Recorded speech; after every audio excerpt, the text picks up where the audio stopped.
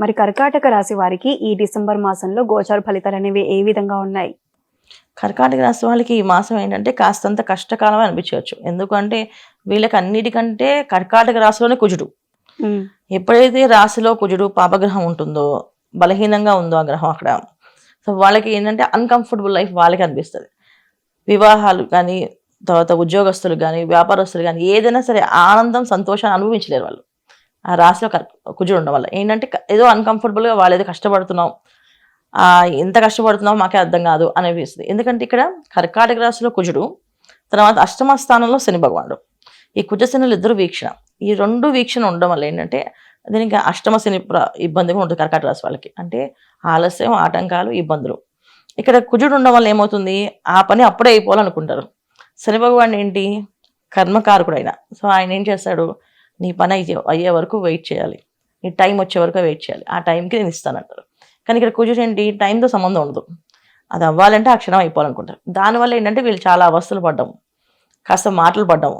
వీళ్ళు ఎంత పని చేసినా గుర్తింపు రాకపోవడము. వీళ్ళని రివర్స్‌లో మాట్లాడడం. అంటే వీళ్ళు ఏదైనా సాయం చేద్దాం అనుకున్నా, ఆ సాయం వీళ్ళకి గాయంగా మారడం. చాలామంది అనుకున్నాం కదా! మనం సాయం చేద్దాం అనుకుంటే మనకే గాయం చేశారు వీళ్ళని చెప్పేసి. అవును. అలాంటి సిట్యుయేషన్స్ జరిగే అవకాశం కర్కాటక రాశి వాళ్ళకున్నాయి. అందుకని ఈ కర్కాటక రాశి వాళ్ళు ఈ మాసం అంతా ఏంటంటే మేనిఫెస్ట్ అంటే ఏంటంటే మాకు చాలా బావుంటుంది.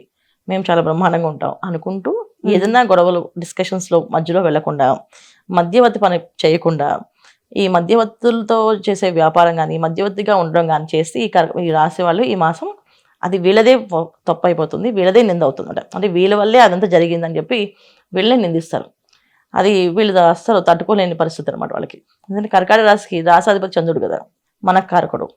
సో ఎప్పుడైతే మనఃకారకుడు ఏంటంటే చాలా సెన్సిటివ్‌గా ఏ విషయమైనా ఆలోచిస్తారు వాళ్ళు. అంత సెన్సిటివ్ వాళ్ళు ఏదైనా ఒక మాట అన్నామనుకో వాళ్ళు మళ్ళీ కనీసం ఒక 4, 5 నెలలు పట్టేస్తుంది. ఏదైనా మాట నుంచి బయటపడాలంటే. హ్మ్.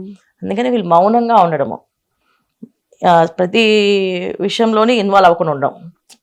మన వాళ్ళే కదా అనుకోని వెళ్ళిపోకుండా, అవసరమైతే చెప్తే చేయాలంటే ఆలోచించి చేయడం. ఇలా ఆలోచించుకొని వెళ్తే కర్కాటక రాశి వాళ్ళు ఈ మాసం అంతా గట్టెక్కగలుగుతారు.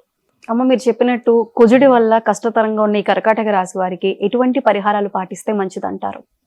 కర్కాటక రాశి వాళ్ళు ఈ మాసం అంతా ఏంటంటే లక్ష్మీ ఆరాధన, లక్ష్మీనారాయణ ఆరాధన చేసుకోవాలి. ఎందుకంటే వచ్చేది మార్గశిర మాసం.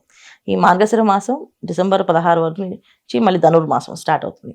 సో డిసెంబర్ 16 నుంచి ధనుర్మాసం అనేది స్టార్ట్ అవుతుంది కనుక వీళ్ళకి ఈ మార్గశిరం ధనుర్మాసం ఏంటంటే లక్ష్మీనారాయణని పూజించే మాసం అన్నమాట.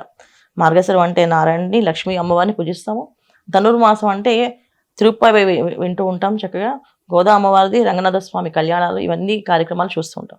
ఈ విషయాల్లో వీళ్ళు చక్కగా ఈ మాసం అంతే ఎక్కువ భక్తితో క్షేత్ర దర్శన, దైవ దర్శన, దైవ ప్రార్థన చేసుకుంటూ వెళితే అన్నీ అనుకూలంగా మారుతుందన్న.